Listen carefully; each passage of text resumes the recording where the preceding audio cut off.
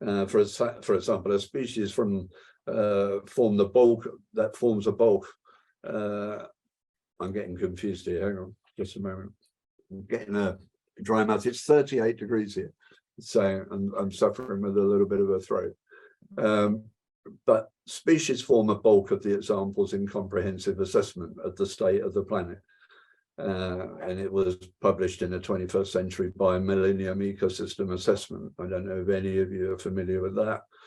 The subject of conservation is much broader, and even a species that can survive extinction can lose much of its genetic diversity as local, genetically distinct populations that are lost from most species' original range. You know, you can have this retraction of species, and then it reverts back to a sole population, but still of the same species.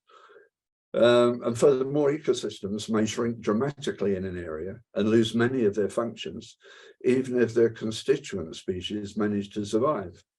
So conservation is involved with studying all these kinds of losses and understanding the factors responsible for them, developing techniques to prevent losses, and wherever possible, restoring biological diversity. So conservation is a crisis discipline, one demanded by unusual rates of loss. It's also a mission-driven one. As an analogy, I mean, you could take physiology and medicine, because human physiology studies is the workings of the human body, whereas medicine is a mission orientated and aims to understand what is going wrong and how to treat it, in much the same way as conservation operates. It's, you know, it's in, you identify something and then you look at how you can treat that loss. So conservation is often considered a purely biological topic, as exemplified by major scientific journals with titles such as Conservation Biology and Animal Conservation, as well as college textbooks with such titles as Principles of Conservation Biology and Essentials of Conservation Biology. However, because the underlying cause of the loss of biological diversity is increasing human activity, conservation must inevitably involve human interreactions. Many of the techniques to prevent the loss of biodiversity, is that word I hate, involves issues of economics, law, social sciences, and religion. And so from a personal and current perspective, I sort of will touch on my involvement in conservation efforts here in Andalusia in Spain, as conservation officer for the Bird Society here. And I think this work might interest you more as a budding society in Uganda, and perhaps give you ideas of how it might also involve conservation within your work as a society for Uganda. So just to briefly say, well, nature conservation is at its root is a moral philosophy and science. It is an important tool in the subject completely, objectively, as it touches upon ethics, art, politics, resource management, etc. This therefore allows us a degree of subjectivity in deciding what our priorities are here in Andalusia, and may also be for you to consider in Uganda. What constitutes a conservation priority? And then what constitutes a bird watching priority? I mean, for example, a bird that's rare within Western Europe or Andalusia may be of a greater interest or importance to bird watchers just locally here. But if its global population is high and stable or even increasing, it's not necessarily a conservation importance. However, we support conservation projects on a regional basis, and there are other criteria. For example, what visibility or presence does supporting such a project give us as a society when supporting local conservation initiatives? We also have welcomed working closely with groups of volunteers throughout the region and forming close association with those groups that directly have a positive impact on regional conservation and preservation. And for those of you wondering, conservation and preservation are very similar, but conservation is about maintaining natural resources for human use, and preservation is preserving things that don't involve human use. We keep keeping those things away from human destruction, if you like, but they're very similar, and so these groups have a direct positive impact on regional conservation and preservation.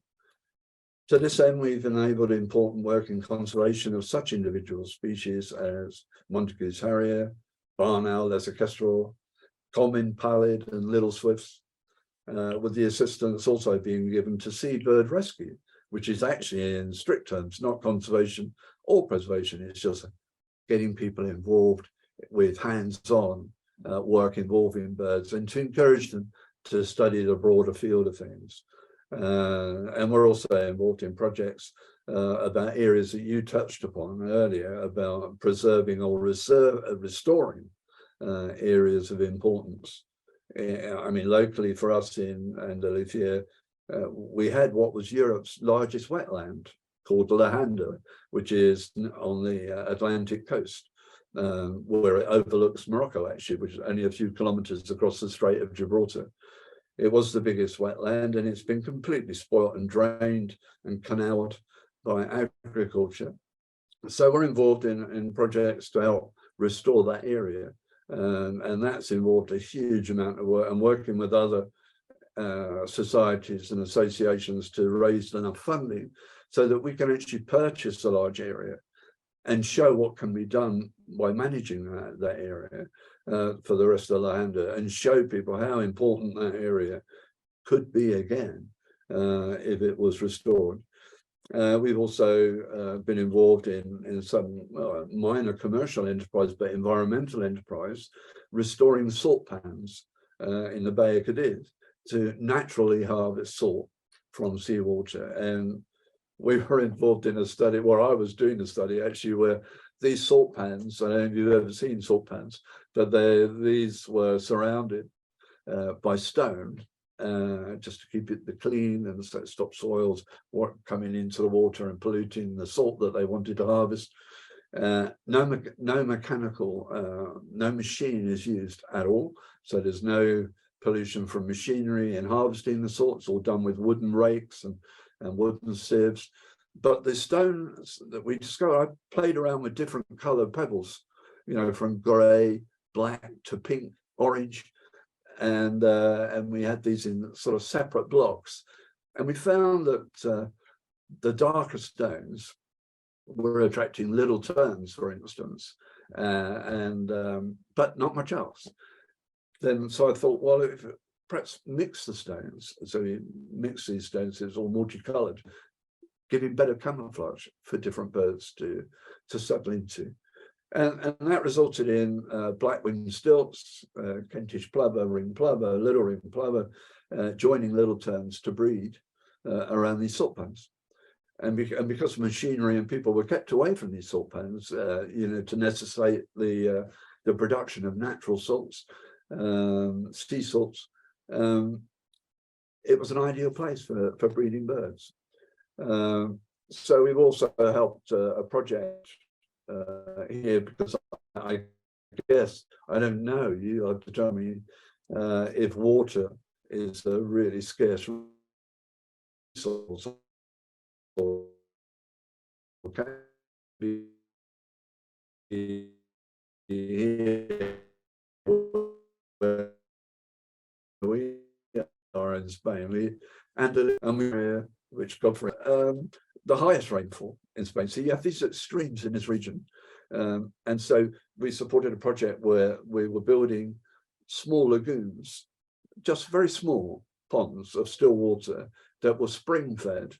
And these were during drought and times of water scarcity, attracted many forms of bird and many animals for drinking. Not only, I mean, when I say small, 5 meters round, you know, that's all, and actually lined with a kind of a polymer and bitumen mix, so that if animals trod on it, it wouldn't break the liner.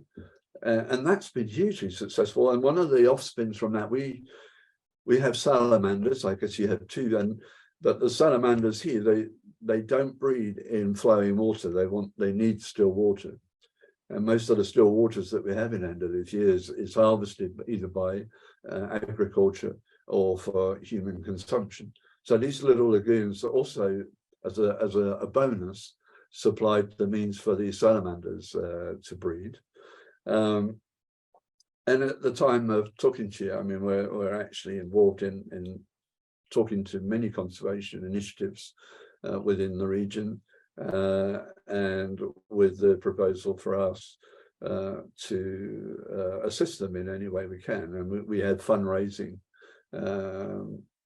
events. We have rambles, for instance, where we go trekking every Wednesday, and people who are not members are welcome to join, and it's all free. They can bring their pet along or whatever on these casual things, but they're asked for a donation. We never set the amount as a donation, because if you said €2, very often people, if they're not told the amount, will give you a 5 or a 4. So we have to be a bit commercial of the way we think about raising funds for what work we want to do. Sounds a bit missionary or mercenary, sorry. And but it's necessary.